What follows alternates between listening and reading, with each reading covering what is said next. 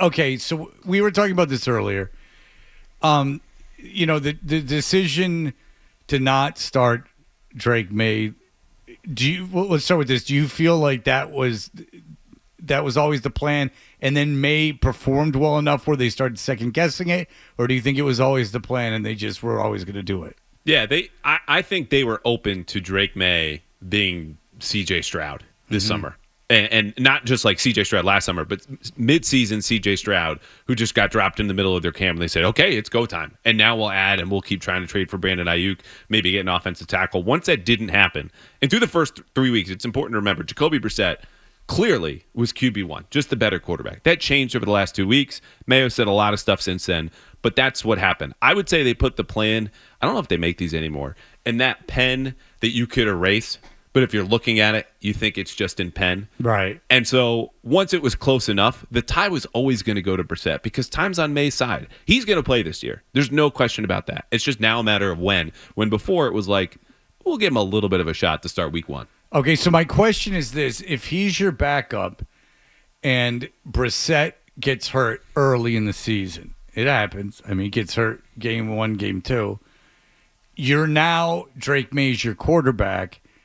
And everything about your idea of letting him learn and sit behind Brissett is over, and you're rushing him into a situation that you didn't want him in. Is that a correct statement? They are, according to Drake Maye, said this yesterday, 1,000% okay with Drake Maye playing in the event that Jacoby Brissett gets hurt this Sunday, next Sunday, week 3, whatever, because he's QB2. He said he doesn't really have a choice. Now, I would argue if this happens on the first drive, when Jacoby Brissett takes, let's say, 3 sacks and the third one knocks him out, like we saw in Washington, though that was obviously, they might have wanted to pull him anyway, you might have second thoughts about that because you just can't do it this early. What's the upside of playing Drake Maye, maybe beating Seattle? Well, I mean, I'm a Jets fan. Aaron Rodgers, 4 plays in, tears his Achilles, and the whole plan for Zach Wilson went out the window. Now Zach Wilson's the third-string quarterback in Denver and wasn't playing at the end of the year. That would concern me as a Patriots fan, because say Brissett gets hurt early in the season and Maye has to play in a game. If you get a veteran quarterback at that point, because you're holding 2 rookies now, if you get a veteran quarterback at that point, how long is it going to take for him to get adjusted and to play? It's a good question. I mean, I'll say this.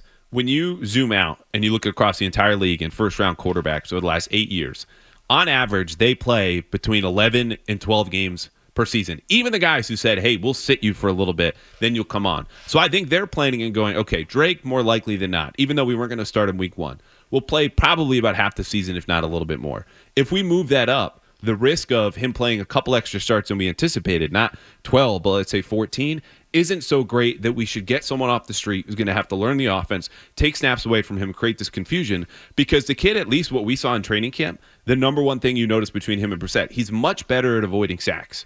So it's not just the physical danger, right, that he would be in. It's the mental habits that he needs to reinforce and develop of making reads and then knowing when to bail. You don't want him running around like a chicken with his head cut off at the first sign of pressure, a la Mac Jones. We experienced that with Mac Jones. You never want to see that again. But I think they go, if we're banking on him starting at Halloween and Jacoby Brissett gets hurt first week of October, 3 games is not enough to really sign someone and upend this plan. Okay, what if he comes in and sorry to interrupt, Jerry. Yeah. What if he comes in and I don't look? You can't judge a rookie quarterback how he plays his rookie year. Like you can't. I mean, everyone knows the list of great quarterbacks that sucked: Manning and Aikman and da da da. But if he comes in and the offensive line blows, and if he comes in and plays poorly right away, can they pull him as the starter? Like, right? Like if he's the starter for the Patriots, can they make him not the starter and still have that success into the future? So are you concerned when you ask this question more about the impact in the locker room? No. Or say Maye's confidence? I don't care at all about the locker room. So this is like you development of Maye. Yeah. Like if you start him and you see for his own development, oh my God, he's getting killed. He's regressing to these bad habits because he's, he can't think. He has no time to throw. We got to pull him out and we got to put like a sacrificial lamb in. like, can that happen? Would they do that? Yeah, I think you could. I think it would take an extreme example of he takes something like 8 sacks and you go, hey, we all watched David Carr in 2002 get pummeled into the turf where his bones are going to be when they excavate Houston in 1,000 years. Right. But I would just say with Drake Maye, he's a tough-ass kid. Like, he just turned 22, so we can't say the thing we've all been saying on the Patriots beat. Oh, he's only 21. Give him time. No, he's a big 22-year-old boy right now. But the way he was brought up, the way he played virtually every single sport in high school, the way he performed as a redshirt freshman at UNC for a top 10 team in college football, and last year, this might be the most important part, played behind a dog bleep offensive line with no receivers at North Carolina and played to the bitter end against North Carolina State. It was up like 30 at halftime of a rivalry game at the end of the season, and is coming in and saying, I want to make these adjustments, we're going to do this, and they still lose, but he's had the Mac Jones experience before he gets here. Mac Jones did not do that. He was the prep school kid who went to Alabama and then waited to start his senior year with this all-time Alabama team that might be their greatest ever, then gets hit with adversity and doesn't know what to do. It's not the same for Drake Maye, what Mac Jones endured last year. I think his makeup is much better to handle that type of adversity that you're talking about. This whole season, and maybe going into next season too, is going to be this long exercise in patience, whether you're waiting for Drake Maye to come in. And this is something that Zoe said a lot over the last couple of years when we were kind of doing the quarterback carousel, whether it was going to be Cam Newton, whether it was going to be Mac Jones going to Bailey Zappi. He said, whenever somebody gets in there, he said, you can't judge it by the first game or the first 2, 3 weeks before you know what you've got. You need to get into that routine of knowing you're the guy, number one, well ahead of time, getting the game plan, getting the install, going out, executing, boom. You do it once, you see how it goes.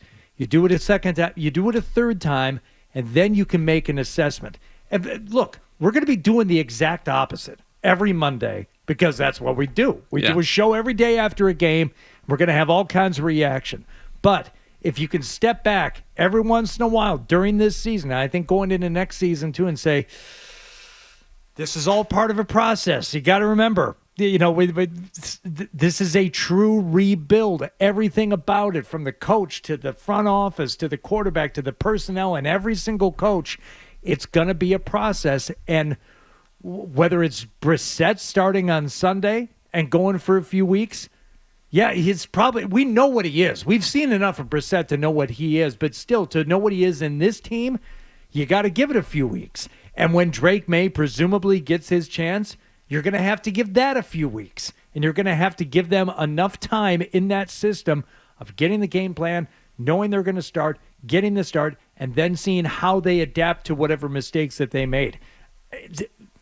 Unless they come out and have a lot more of those surprise wins that you talked about, Andrew, it's going to be a long season, man. It could be a couple of long seasons.